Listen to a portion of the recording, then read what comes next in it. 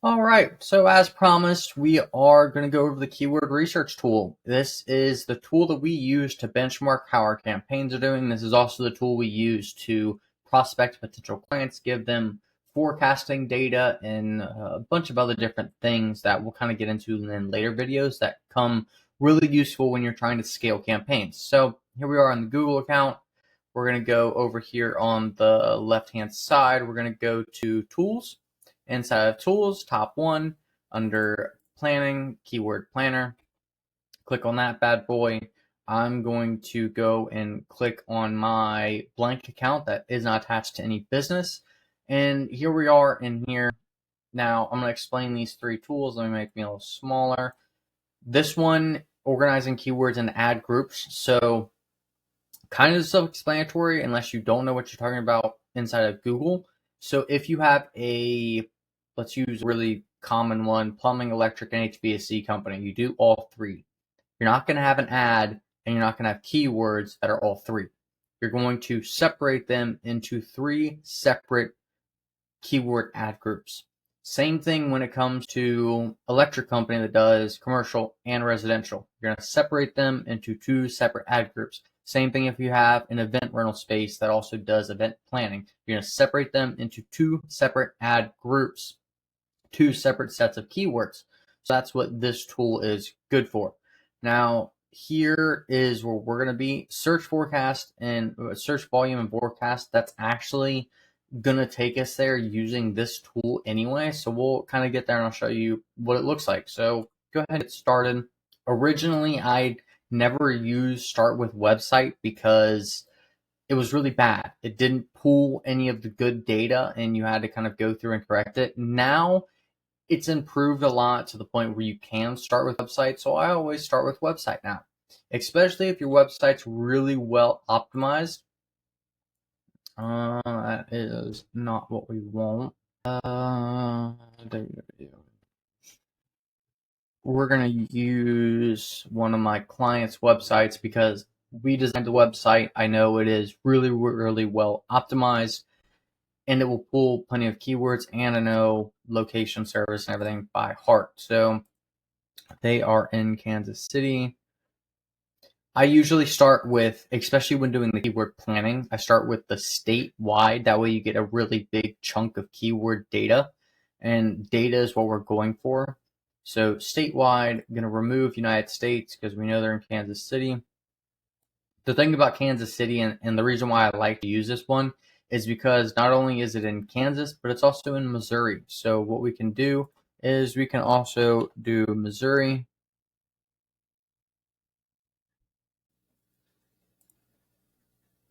And that covers all of Kansas City, which is right there in the middle, which is really cool because a lot of cities are actually like this. Like Cincinnati is also in Kentucky. It's in Ohio and Kentucky. Just go ahead and save that. Start with website, use the entire site.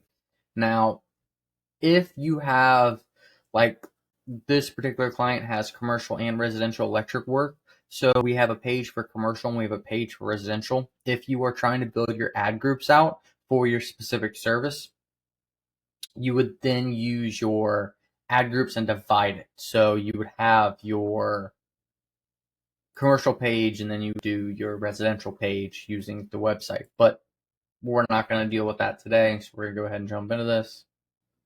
Verify that the date is going to be the same. Verify that you're doing about a month, August to July of 25. That's actually a year.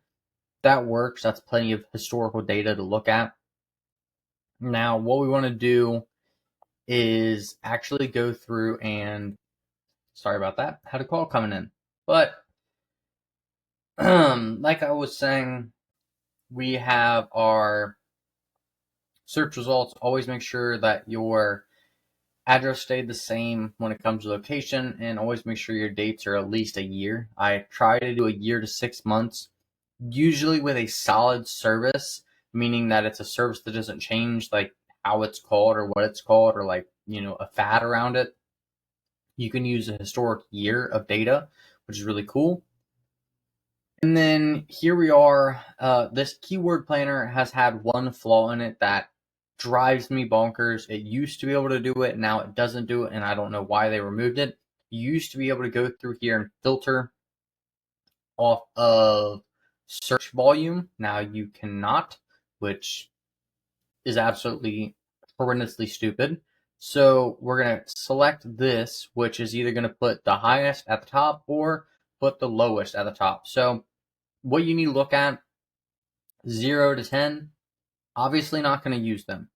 Anything above that, so if we flip it, 1 to 10K, that's a good keyword. 100 to 1K, that's a good keyword. And even 10 to 100, that's a decent keyword. Anything below that, like the 0 to 10s, we're not even going to select them. There's no traffic volume to use them, right? And I have had clients that want me to use keywords for specific services that they offer, but there's no search volume for it. Like one that has happened recently is a basement foundation company wanted to do a keyword for hydrostatic pressure. Nobody is searching hydrostatic pressure. There was literally 0 to 10 search results, but yet it tied to a service that they offered. So we had to kind of look around to figure out another keyword that did have search volume that tied into what they were doing. And upon finding that keyword that tied into what they were doing, we were able to run, a good campaign for that. Now, like I said, we checked our dates, we checked our times, it's good to go. Now we're going to go through and look at our keywords, and we're going to select the ones that we need to select. So, man, my apologies. I keep getting phone call after phone call today.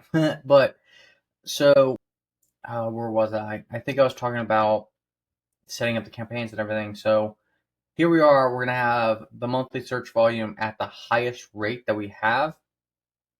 We're going to go through and we're going to select our keywords. So usually I try to start with anywhere between 20 and 50.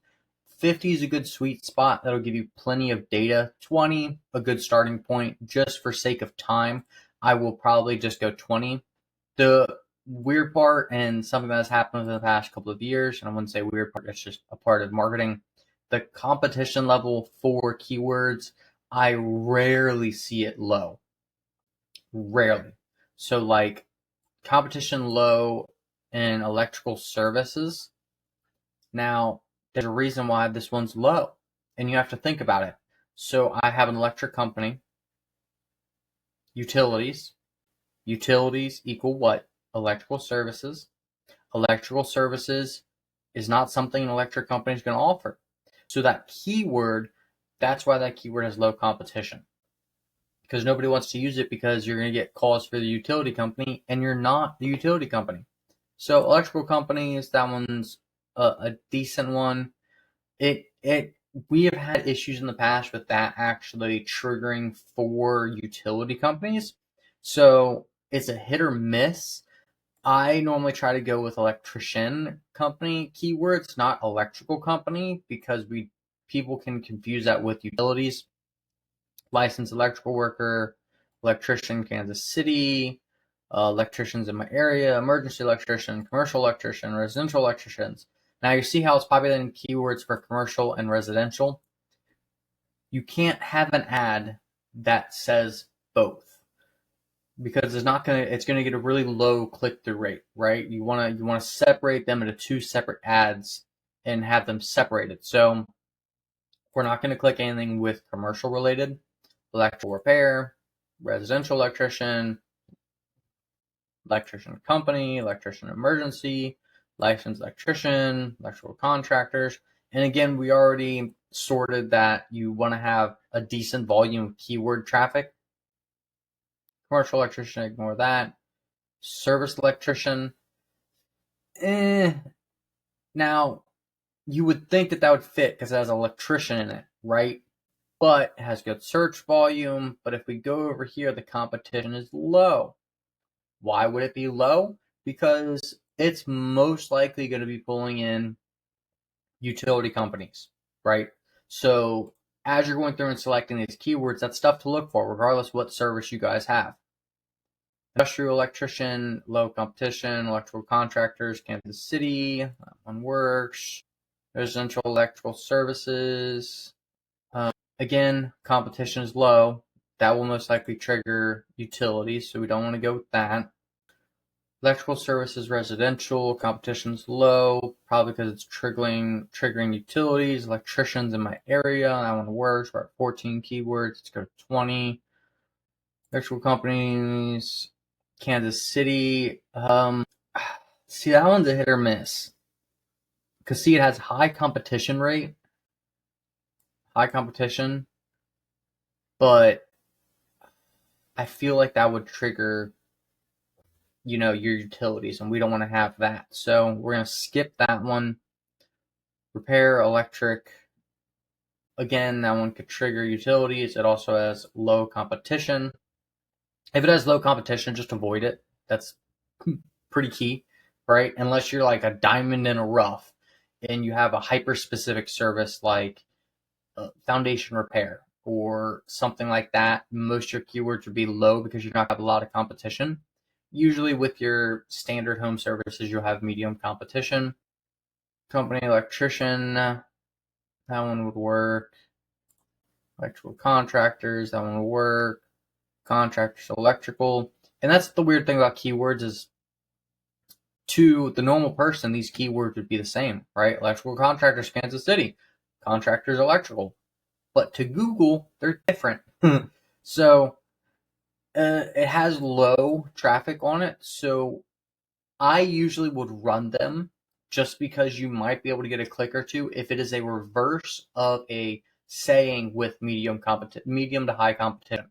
So because this is a saying, it has higher search volume and has medium competition, I will use this one because Google's AI might trigger for this keyword, but because I have this keyword in, it will charge me less. Just little tricks of the trade. So electrical servicing, that's obviously not what we want. Electrician techs. Yeah, we could use that one. No. Electricians license, Missouri. That one probably wouldn't work for a service. Obviously, we're not looking for jobs. Residential electrician, Kansas City. Electricians near me, free estimate. Cheap residential electricians near me, that one would work. Now we're at 21 keywords, so we can go ahead and move forward. Usually, if we're hired to do the campaign, we usually have 50 keywords to start with, but just for sake of time, we're going to roll with 20. And then we're going to go to add keywords to create plan. Let it load for a second.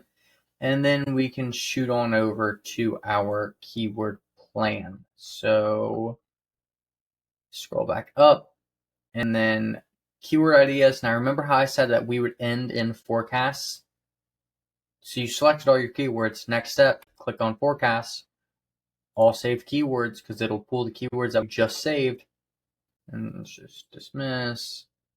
Done. Give it a second to load. Now in here, it usually changes the location when you jump to forecast. And as you can see, it did. So we want to go in here and we want to go into